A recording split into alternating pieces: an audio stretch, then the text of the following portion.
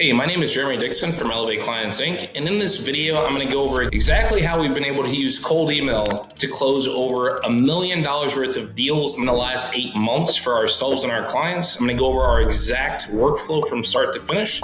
So if you're a B2B business owner or an agency owner looking to grow, this is for you. So let's get right into it. All right, so to start it off, before we do anything, when you're doing cold email outreach, you want to create a solid landing page with a video sales letter. So let me just go over what your landing page should look like. Depending on where you're at, you might not have all of these things, but this is what the landing page blueprint should look like. So the headline, benefits, subheadline, VSL, book a call button, testimonials if you have them, benefits, more testimonials, the process, book a call, about us, testimonials, frequently asked questions, and then another book a call button. So depending on where you're at in your business, you might not be able to have the testimonials, but the other parts you can create. So just get that done before you start sending your emails. So next, after you have your landing page and your video sales letter, you're going to want to set up at least 10 plus sending domains. So these will be just similar to your main domain, but you're going to use these so you don't get your email and your main domain flagged, right? So next step, list building, right? So we can do list building using Apollo, which is pretty easy. And I have a video going over that. I'll leave it up, here somewhere. One thing about Apollo that I want to say is when you're scraping a bunch of leads from Apollo, it's easier to use an Apollo scraper. So some things that we use, if we have, let's say less than 5,000 leads, I might use Export Apollo to get the leads. Otherwise, if I have more than that, I will use Fiverr. If I'm using Fiverr, I'll use this guy. As you see, I have multiple orders with him. The one active order I have now is also with him. So this is what I personally do when I'm getting a bunch of leads from Apollo. Besides Apollo, you can also use Crunchbase and scrape Crunchbase. This gives you a lot of different type of company information, recently funded companies, and all other types of data. You can also use Clutch. So Clutch and scraping Clutch is a great way to get,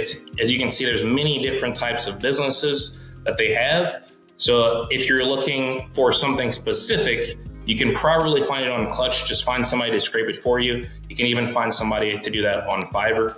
And then another way is igleads.com. So if you want to scrape, as it says, Instagram, Facebook, Twitter, LinkedIn, etc., even TikTok, igleads.com is a place to do that. All right, so on top of that, you can also go to niche directories and social media scraping, as I said, with IG Leads. And then depending on what the type of lead list you're looking for, you might have to hire somebody on Upwork or Fiverr to scrape a lead list for you manually, right? So after you get your lead list, you're going to want to verify your lead. So I have a video going over our exact process to do that. I'm going to link that up here. All right, but the simplest way to get this done is just going to be to use Million Verifier to verify your list, and then use Scrubby to verify the risky email. So let me just show you what that looks like. So when I'm logging into the account, these are leads that we got from D7, which is another source to get local leads especially. So we see that half the lead list was good emails, 30% were risky, 16% were bad. So with the good emails, we can load those right into our campaign. With the risky emails, we're going to take those emails and go over to Scrubby. So when we look at Scrubby and we see just some of the recent lead lists, let's just do this one that was scraped from Clutch. We see this is 2,169 emails that were risky that probably wouldn't get mailed to by the average person. But as you see, the vast majority of them were actually valid, right? So these leads, generally, they're going to be mailed to a less than the average lead because most people won't take this extra step, right? And then also just think about it. When you're building your lead list, the easier it is to get the list, the more people are going to be sending to those leads. Very simple. Just think about it. If it's harder to get that list, less people are going to be emailing them. So if there's a paywall, a bigger paywall behind the list software that you're using, you're probably going to get better leads, right? So after we verify our leads, we're going to create the campaign and add the leads. So we're going to need an email script. So here is a very simple, obviously you're going to have to change this to fit your business, your offer, your client's offer, etc. But hey name, I was reaching out because we helped niche get X result. We helped this niche client get X result in Y time frame. Can I show you how? Or can I send you a video going over the process? Or would you be open to talking?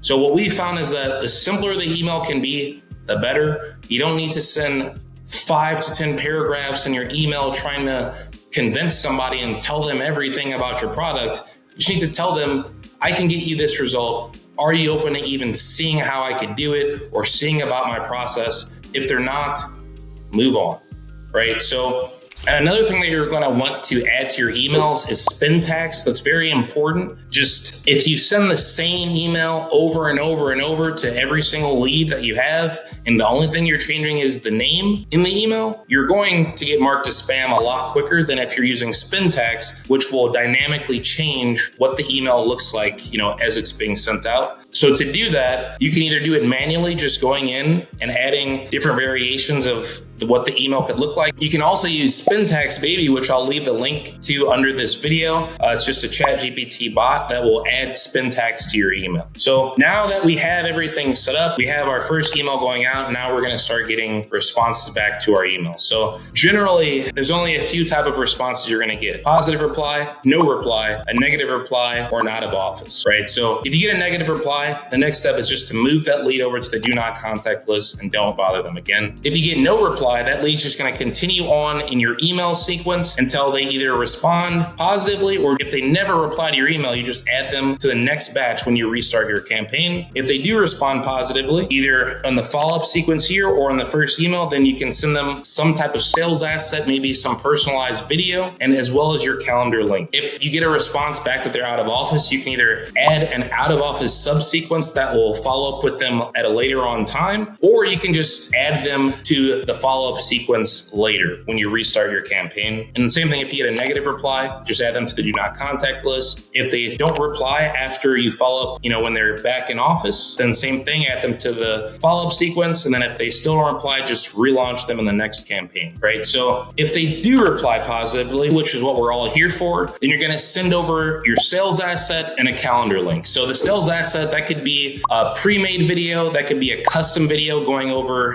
their business and how you could help, etc. And if they book a meeting, let's say they do, and they show up to the meeting, then after the call, you want to send them a document just recapping the call. And if they close, obviously you make money and then you fulfill. If they don't, reach back out in 3 months, right? So as well, if they book a meeting and they don't show up, then you need to add them to a no-show subsequence, just, trying to get them back on the call. I would even call them within 3 minutes of them not showing up to the call. That's what I personally do, just to not waste leads, right? So after you send your sales asset in your calendar and if they don't book a meeting, then you want to add all those positive responses to a subsequence until they book a call or they tell you to fuck off. And that's really it. So this is our entire cold email flow from start to finish. As I've said, we've used this to legitimately help our clients make over $1 million in the last 8 months, grow my agency to, over $25,000 a month. So if you are a B2B business and you need help setting this up, you need leads for your business, or if you're an agency owner wanting to, launch something similar and grow an agency yourself, then click the link down below and you can join my community, and I will see you guys in the next video.